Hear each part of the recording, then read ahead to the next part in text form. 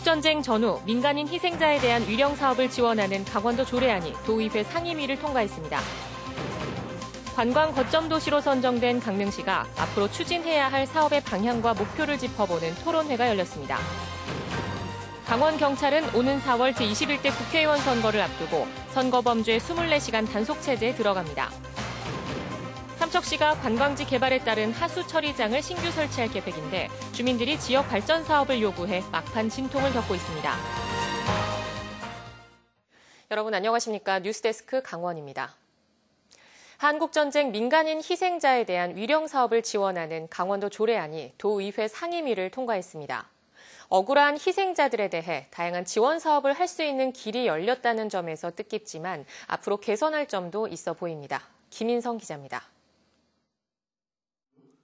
강원도의회 기획행정위원회는 강원도 한국전쟁 전후 민간인 희생자 위령사업 지원 등에 관한 조례안을 통과시켰습니다. 한국전쟁 당시 영동 지역 민간인 학살 문제를 다룬 MBC의 다큐멘터리 숨 방송 이후 6개월여 만에 드디어 희생자들을 도울 길이 열린 겁니다. 정수진 의원은 전국 대부분 지역에서 비슷한 내용의 조례가 시행되고 있다며 도내 민간인 희생자들의 인권 회복을 위해 조례안을 발의했다고 설명했습니다. 조례안에는 민간인 희생자는 국가에 의해 피해 사실이 입증된 피해자들을 대상으로 하는 여러 위령 사업과 자료 발굴, 교육 사업 등을 지원할 수 있는 내용이 담겼습니다. 하지만 지원 대상은 지난 2006년부터 2010년까지 진실 화해를 위한 과거사정리위원회에서 밝힌 강원도 13건의 사례로 한정돼 아쉬움을 남겼습니다. 또 관련 예산은 1억 원에도 못 미쳐 사업 시행 과정에 많은 보완이 필요하다는 지적이 나왔습니다. 이분들에 대한 홍보, 이걸 위해서 간행물 발간을 위해서도 분명히 예산이 필요하다고 보여집니다. 과거사위원회에서 아직 밝혀내지 못한 이런 분들 발굴하기 위해서도 나와 있는 발굴 수집을 하려면 적어도 어느 정도 기준을 갖고서는 예산 비용 추진 하셔야죠. 정수진 의원은 조례 제정 이후 시행 과정에서 피해자들에게 실질적인 도움이 될 수 있도록 조례를 보완해 가겠다고 밝혔습니다. 이 조례가 제정이 되면 이제 진행된 과정들을 보면서 부족한 부분이 있으면 보완해 나갈 건데 지속적으로 피해자분들의 가족들을 만나보면서 부족한 부분을 이제 채워서 나가겠습니다. 이번 조례안은 오는 20일 본회의에서 통과되면 최종 확정돼 공포 시행됩니다. 앞으로 개선해야 할 점은 많아 보이지만 일단 민간인 희생자들을 돕기 위한 첫 발을 내디뎠다는 점은 의미 있습니다. 억울하게 숨진 민간인 희생자들에 대한 지역사회의 관심이 더 많이 필요해 보입니다. MBC 뉴스 김인성입니다. 외국인 관광객을 수용할 만한 도시를 만드는 관광 거점 도시 사업지로 강릉시가 선정됐는데요. 향후 5년 동안 1,000억 원이 투입되는 사업에 바람직한 방향과 목표를 모색하는 토론회가 열렸습니다. 홍한표 기자가 정리했습니다. 관광 거점 도시는 지역의 외국인 관광객, 즉 수요자 중심으로 관광 콘텐츠와 교통, 서비스 등 관광 환경을 재편하는 것이 골자입니다. 향후 5년 동안 모두 1,000억 원을 투입해 외국인 관광 수용 태세를 높이게 됩니다. 예를 들어서 동해안권의 강릉을 육성을 해서 그 지역에 있는 타 시, 군구까지도 더 체류할 수 있고 좀 더 많은 콘텐츠를 누리고 만족감을 느낄 수 있는 그런 지역을 육성하고자 하는 부분이고요. 강릉시는 동계올림픽으로 구축된 외국인 관광객 수용 태세를 유지하고 무장의 도시로 성장시킬 계획입니다. 경포나 구 도심같이 분산된 관광 자원을 하나의 축으로 집중할 필요성이 제기됐습니다. 공간적으로 뉴경포지대라고 생각되는 그 지역이 5년 후에는 각각의 이제 조각조각 난 공간들을 묶어가지고 좀 큰 거점으로서의 도심 내에서의 거점으로 되는. 관광 거점 도시 사업은 시설물 건축 등 토목 건설보다는 콘텐츠 개발과 서비스 향상 등이 필요한 것으로 논의됐습니다. 특히 2024년 동계 청소년 올림픽, 유치가 된다면 2025년 지능형 교통체계 ITS 세계총회와 연계해 교통 시스템 구축도 기대됩니다. 거점 도시의 의미에 걸맞게 강원도 내 10개 시군과 유기적인 협력 사업을 유지할 계획입니다. 국제 자유관광지대를 도에서 추진을 하고 여기에 저희들이 영동 6개 시군이 시군 연합체가 있습니다. 그래서 저희들이 기회가 되면 이것을 주요 안건으로 한번 제안을 해볼 거고요. 방청객들도 다양한 아이디어를 제시하며 사업 추진에 있어 시민과의 소통을 요구했습니다. 또 실행 계획이 세워져야 되니까 발표하기 어렵던 점은 있었겠죠. 근데 이제 그런 것들이 구체적으로 좀 알고 싶어하는 시민들이 대단히 많을 거라고. 야간에 여행객들이 왔을 때에 뭘 하고 무엇을 보고 뭘 즐기고 가는 이 프로그램이 전혀 없습니다. 전문가와 시민들의 다양한 의견은 오는 21일 오후 8시 30분부터 진행되는 MBC 강원 영동 TV토론 뜨거운 감자를 통해 확인할 수 있습니다. MBC 뉴스 홍한표입니다. 강원지방경찰청이 오는 4월 치러지는 국회의원 총선거를 앞두고 선거범죄 24시간 단속체제를 가동합니다. 강원청은 내일부터 본청을 비롯해 17개 경찰서에 선거사범 수사상황실을 개소하고 선거범죄 첩보 수집, 일반 선거범죄와 당내 경선 불법행위 단속 등을 전담하게 할 예정입니다. 특히 사이버 검색, 수사 전담반을 확대하고 선거 관련 가짜뉴스의 최초 작성자와 중간 유포자까지 수사할 계획입니다. 강원도의 대표 겨울축제인 화천 산천어 축제가 춥지 않은 겨울 날씨에 코로나19 악재까지 겹쳐 관광 특수를 누리지 못하고 있습니다. 기관과 단체들이 농산물 팔아주기 운동에 나섰지만 매출은 뚝 떨어진 채 지역 경기가 얼어붙고 있습니다. 박민기 기자입니다. 겨울철 소득절벽을 산천어 축제를 통해 극복해온 화천의 한 영농법인. 올해 화천 산천어 축제가 2번이나 연기되는 등 관광 특수가 사라지면서 개점 휴업 상태를 면치 못하고 있습니다. 축제를 통한 농산물 판로가 막히면서 창고에는 마을 주민들이 직접 지은 참깨와 들깨가 그대로 쌓여 있습니다. 농산물 가공시설도 일부분만 가동되고 있습니다. 상품 매출이 줄어들면서 압축기계 4대 가운데 3대는 작동을 못할 정도로 가동률이 크게 떨어졌습니다. 포근한 겨울 날씨와 코로나19 등 각종 악재가 겹치면서 화천 산천어 축제가 파행 운행된 결과입니다.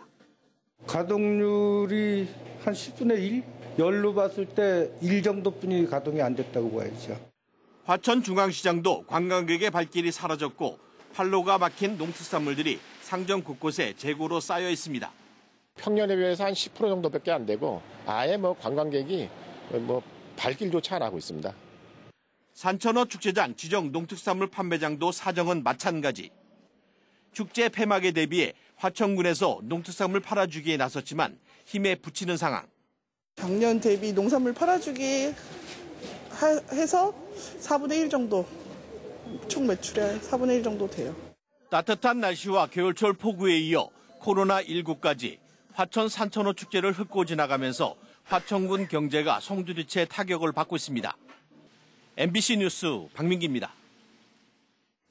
삼척 장호와 용화 해변의 관광 개발이 급속도로 진행되면서 생활하수 배출량이 늘어나 삼척시가 신규 처리장 설치를 추진하고 있습니다. 시공업체를 정하고 공사 준비에 들어갔는데 주민들이 지역 발전 사업을 요구해 막판 진통을 겪고 있습니다. 유인호 기자가 보도합니다. 아름다운 경관으로 유명한 삼척 장호와 용화 해변에 최근 여러 관광시설이 추가돼 찾는 사람이 늘어나고 있습니다. 투명 카누 같은 해양 레저를 즐길 수 있고 해상 케이블카에다 전망 좋은 캠핑장까지 갖췄습니다. 해상 케이블카는 개장 2년 4개월 만인 지난주 탑승객 100만 명을 돌파했습니다. 관광객이 늘어나면서 숙박시설도 급증했습니다.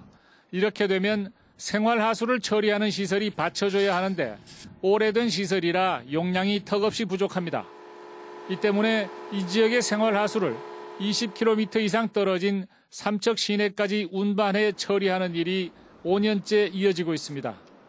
숙박시설이나 식당을 건축할 때 공공하수 처리 시설을 사용하지 못하고 개별 정화조를 묻어야 하는 부담도 벌써 4년째입니다. 밑에 처리를 못하고 이제 차로 이제 막 실어내는 지경인데 그걸 24시간 실어낼 수가 없지 않습니까? 그러다 보니까 막 이제 조금만 이제 타임만 조금 안 맞으면 막 넘어가지고 막 바다로 막 들어올 그런 지경입니다. 삼척시는 이에 따라 246억 원을 들여 하루 1,200톤 처리 능력의 하수 처리장을 설치하기로 하고 시공업체 선정까지 마쳤습니다. 하지만 착공을 눈앞에 두고 처리장이 들어서는 곳에서 30억 원 규모의 지역 발전 사업을 요구해 막판 변수가 되고 있습니다. 삼척시는 과도한 요구를 하고 곤혹감을 표시하면서 다음 주에 설명회를 열어 해결책을 모색하기로 했습니다. MBC 뉴스 유일호입니다. 현수막 불법 광고가 단속과 과태료 부과에도 근절되지 않고 있습니다. 각 시군들이 불법 광고물로 골머리를 앓고 있는데 원주시는 스팸 전화로 맞대응하기로 했습니다. 이병선 기자입니다. 교차로 곳곳에 개업을 알리는 광고와 토지 매매 관련 현수막이 내걸렸습니다. 모두 불법 광고물입니다. 원주시 불법 광고물 철거팀이 매일 100개에서 많게는 150개를 떼내지만 역부족입니다. 반복해서 띄는데도 불구하고 바로 띄었는데 또 바로 단원 이제 한 1, 2분 이제 갔다가 오면 달려 있어요. 아파트 같은 경우에는 대부분 그런 편이고요. 반복적으로 광고물을 걸면 일반 현수막 한 장당 20만 원 이상의 과태료가 부과되지만 효과는 미미합니다. 광고 효과가 워낙 좋다 보니 부과될 과태료까지 홍보비에 계산해 현수막 홍보에 열을 올리고 있습니다. 특히 기업도시와 혁신도시 내 신규 점포나 분양사무실 광고물이 대다수입니다. 원주시 내에서 수거된 현수막은 모두 이곳 보관소로 모이게 되는데요. 일주일이면 보시는 것처럼 5톤 화물차 2대 분량이 쌓이게 됩니다. 늘어만 가는 불법 광고물에 대응하기 위해 이달부터 더 강력한 대책이 시행됩니다. 광고물에 적힌 전화번호에 자동으로 반복 전화를 걸어 위반 사항을 안내하는 겁니다. 안녕하십니까. 원주시 건축과 광고물 팀입니다. 귀하께서 우리 시 관내에 게시한 현수막은 5개 광고물법을 위반한 불법 광고물이므로 이틀 사이 3번 이상 적발되는 곳을 대상으로 30분 간격으로 전화를 거는데 광고물을 떼지 않으면 점차 수위를 올려 10분까지 간격을 줄입니다. 전화를 거는 번호도 200개에 달해 특정한 번호를 차단해도 다른 번호로 걸려옵니다. 원주시는 전화를 계속하면 업체들도 영업 자체에 지장이 갈 수 있는 만큼 자진해서 불법 광고물을 줄일 것으로 기대하고 있습니다. 단속보다는 계도를 통해서 저희가 이제 올바른 광고 문화를 정착시키고자 하는 그런 시책으로 시작하게 되었습니다. 떼내도 끝이 없는 광고물과의 전쟁. 이번에는 정말 종지부를 찍을 수 있을지 귀추가 주목됩니다. MBC 뉴스 이병선입니다.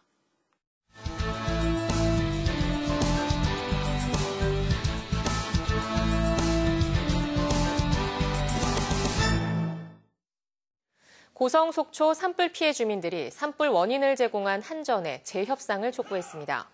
4.4 산불 비대위원회 등은 오늘 오후 한전 강원본부 앞에서 집회를 열고 모든 불합리한 협상을 무효로 하고 합리적인 보상안을 갖고 재협상할 것을 촉구했습니다. 특히 정부의 구상권 행사 방침에 대해 구상권으로 피해 주민들을 겁박하지 말고 한전이 모든 책임을 져야 한다고 주장했습니다. 한편 일부 피해 주민들은 한전 직원들과 충돌했고 내부 진입을 시도했으나 경찰에 의해 저지됐습니다. 강릉원주대 총장 임용이 늦어지고 있습니다. 강릉원주대는 지난해 11월 6일 제4대 총장 추천 후보 선거를 실시해 1순위로 반선섭 전 총장을 교육부에 임용 추천했습니다. 하지만 3달이 넘도록 국무회의 안건으로 상정되지 않아 총장 직무대리 체제로 운영되고 있습니다. 한편 코로나19 사태가 갑자기 생긴 데다 공주교대와 충남대 등 다른 지역 총장 임용 문제까지 겹쳐 있어 국무회의 안건 상정이 늦춰진 것이라는 분석이 나오고 있습니다. 내년에 시 개청 40주년을 맞는 태백시가 기념사업 발굴에 나섭니다. 3월 말까지 시민과 전 직원을 대상으로 정체성 확립과 기념행사, 시민화합행사 등 3개 분야 제안을 접수한 뒤 가칭 40주년 기념사업 추진위원회를 구성해 사업을 확정할 계획입니다. 태백시는 살고 싶은 강소도시의 위상 정립과 시민의 자긍심 고취를 위해 특색 있고 내실 있는 사업, 많은 시민이 참여할 수 있는 사업을 발굴할 방침이라고 밝혔습니다.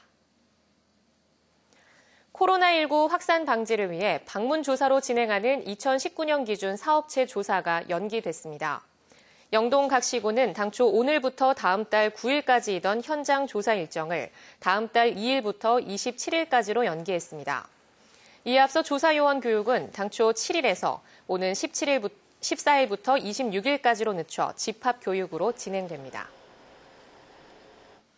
농림축산식품부가 농어촌 민박의 안전관리 의무를 강화하는 것을 골자로 농어촌 정비법 개정을 마쳤습니다. 이에 따라 민박 사업자는 매년 가스 전기안전 전문가를 통해 안전 점검을 하고 확인서를 지자체에 내야 합니다. 또 농어촌 민박임을 확인할 수 있도록 출입문과 인터넷 홈페이지에 이를 표시해야 합니다.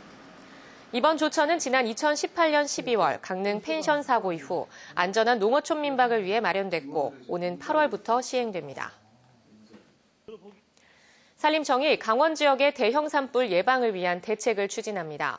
산림청은 오늘 발표한 업무 계획을 통해 최근 초대형 헬기 2대를 강원도에 신규로 추가 도입한 데 이어 원활한 산불 진화를 위해 길이 65km의 임도를 설치한다고 밝혔습니다. 또 160명의 산불 재난특수 진화대를 정규직화하고 비무장지대 DMZ의 산불 진화를 위한 대응 시설도 올해 설치할 계획입니다. 강릉 중앙동 도시재생 뉴딜 사업이 올해 거점 시설 건물 매입을 시작으로 본격화됩니다. 강릉시는 올해 30억 원을 들여 주민과 소상공인, 여성과 노인, 청소년, 청년을 위한 5개 거점 시설을 리모델링하기 위한 건물을 매입합니다. 중앙동 도시재생 뉴딜 사업에는 오는 2023년까지 총 사업비 159억 원이 투입돼 중앙동 일대 약 15만 제곱미터를 대상으로 도심 기능을 강화하기 위한 서부시장 특화거리 조성, 안심 골목 사업, 맛거리 조성 등이 추진됩니다. 강원도가 등록 장애인에게 장애인용 하이패스 단말기 구입비를 전액 무상 지원하는 사업을 벌입니다. 강원도는 장애인 차량 단말기 보급률이 11%로 다른 시도에 비해 낮아 한국도로공사와 함께 무료 보급 시범 사업을 벌이기로 했습니다. 장애인의 고속도로 사용 빈도와 직업, 소득 등을 고려해 보급하며 지난해 1,000대에 이어 올해 4,000대를 지원할 계획입니다. 지난해 양양군 지역에서 야생동물에 의한 농작물 피해가 전년 대비 60% 늘어났습니다. 양양군에 따르면 지난해 14만 8,511제곱미터 농지에서 244건에 걸쳐 농작물이 훼손된 것으로 신고돼 피해액이 1억 4,216만 원에 달하고 전년도 160건, 9만 1,000제곱미터보다 60%나 증가했습니다. 양양군은 유해 야생동물 피해 방지단을 4월부터 조기 운영하고 전기 울타리 지원 사업도 40여 농가에 확대 추진하기로 했습니다.